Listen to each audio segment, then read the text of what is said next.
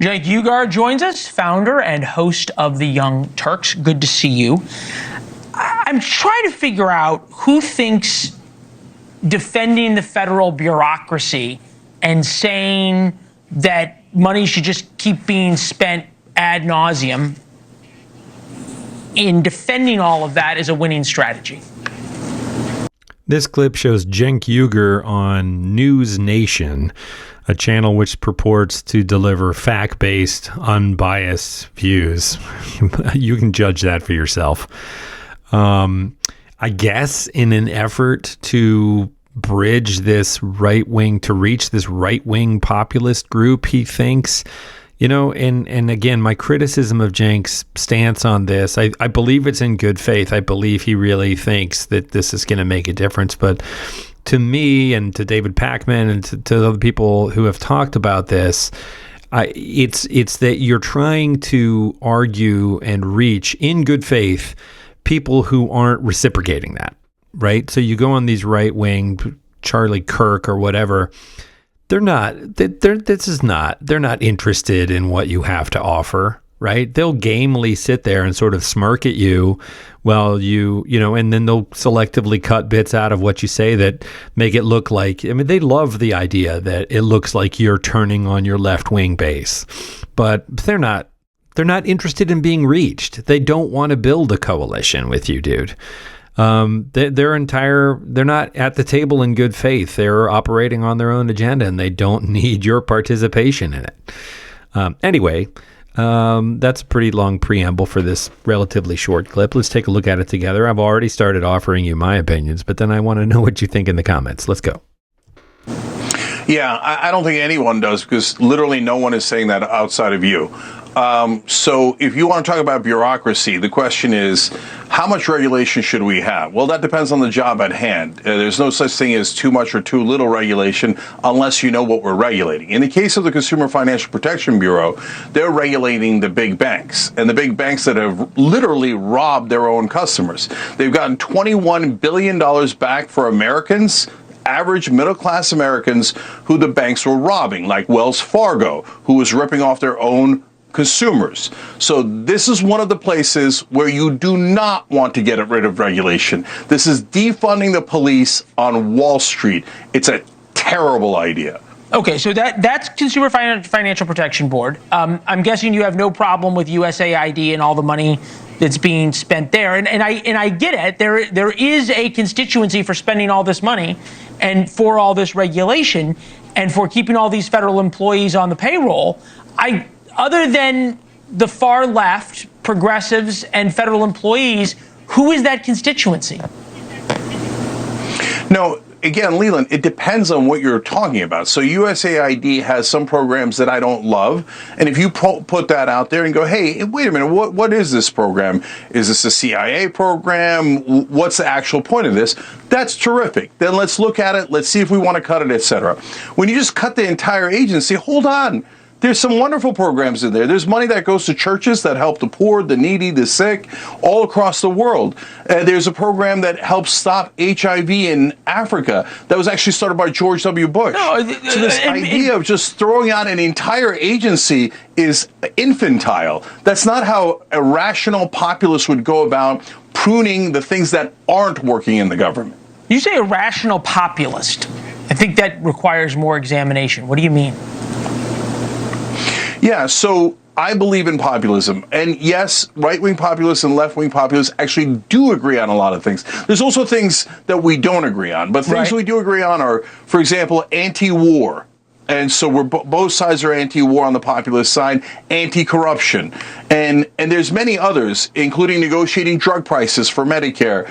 And at TYT.com, we have a whole plank where the whole country pretty much agrees to these 6 policies. So if you say to me, hey, look, there's corruption somewhere, great, point out the corruption, we're and I'm talking going to about vote with stuff you to get rid of it. We're talking about stuff that polls at 70, 80%. And frankly, when it comes to government spending and a lack of a government efficiency, that polls at 70 or 80% as well.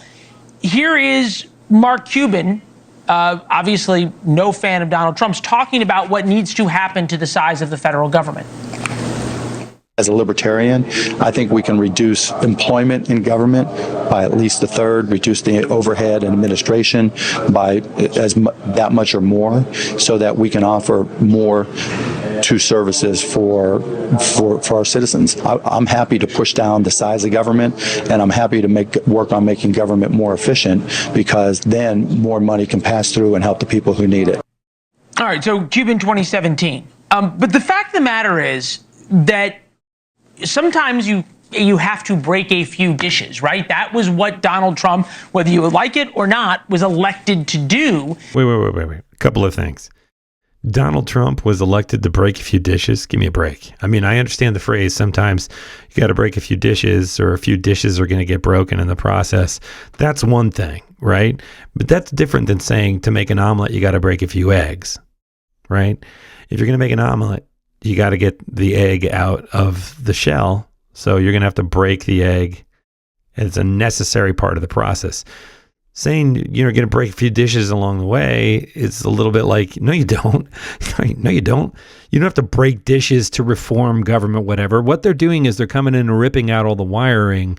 They're shutting down all systems. And then what they're literally saying, what Musk has said is, hey, if there's something good that needs to be put back, we'll put it back in. Yeah, it's not a switch. You don't just turn it back on. If you lay everybody off, those people are going to go find other jobs, right? You can't just be like, oh, you know what? We should put that piece back in. No, you got to go hire new people. You got to rebuild something from the ground up. You can't just go buy another dish that you broke. And that's not breaking a few dishes. That's going through cabinet by cabinet and dumping all of the dishware out and shattering it on the floor, and then saying, oh, well, if we need a couple of those dishes back, we'll just get new dishes. You don't just get new departments. You have to rebuild them from the ground up. And it belies the intention of, like, we have no intention of putting any of this stuff back. We don't even know what we're talking about. We've got a bunch of 19-year-olds in here with a chip on their shoulder whose frontal cortexes haven't even formed yet. And they're the ones we're cutting loose on, like, look at all of this sensitive data, build us in some back doors. We want to centralize everything, do an end run around congressional oversight, right? Let's not be disingenuous about it. We're not talking about the American people elected Trump. He lied. Again and again and again. He's going to bring down the price of eggs. He doesn't know what he's talking about. Tariffs. He doesn't know what he's talking about. He's a criminal. It's literally criminals running our government now. They are doing what Viktor Orban did, which is dismantling democracy. And it's going to, if we don't figure out a way to stop them, it's going to turn into an autocracy. And we might have sort of cosmetic elections. I'm putting air quotes on that, you can't see. But it's not, there's not a democracy anymore, people. And this idea of like, well, that's what people elected him. No, he didn't. They elected him because they thought he was going to deliver on his promises. He doesn't even know what he's talking about. It's all baloney. Unbelievable. Again, Democrats championing all this and saying, oh, no, you can't fire any federal employees. They are sacred cows, as if they're here made of gold on the National Mall. Again, for people who don't like Donald Trump, aren't you just handing him more wins? Excuse me, sorry. So it depends. Everything depends. So if you say there's too much federal employees, well, tell me what you mean by too much. Are they protecting us against banks, or are they helping the big banks? Are they helping the military-industrial complex? Are they doing nothing at all? If you show me the waste, I'm very happy to cut it. But if you say, let's just pick a random number, 10%, 20%, 40% of the federal workforce and just cut it all, well, that doesn't make any sense. That you're telling me that you're doing a hatchet job. You're not going in there and actually doing what the American people voted for. So, and cutting bureaucracy in general might poll well until you tell them, oh, that's the program that was going to prevent 30 babies a day from getting aid. Oh, this guy goes on to say that NewsNation is your source for fact-driven, unbiased information, but it didn't feel that. It's not as bad as some of it, but it didn't feel that way to me. I mean, if I look at this guy, he looks like a cartoon newsman. Like, it's just almost a parody. He almost looks computer generated. as far as I'm concerned. But this is another example of Cenk Uygur sort of spreading his idea of left-wing populism, right-wing populism. We're all in the same boat on right-wing sources, but I think it illustrates to me that it's not in good faith, right? They're not interested. It's not an open mind. It's not a debate that is interested in actually changing anyone's minds. I mean, from the beginning, Chiron, it's Dems in disarray, right? Oh, but this is the unbiased. Come on.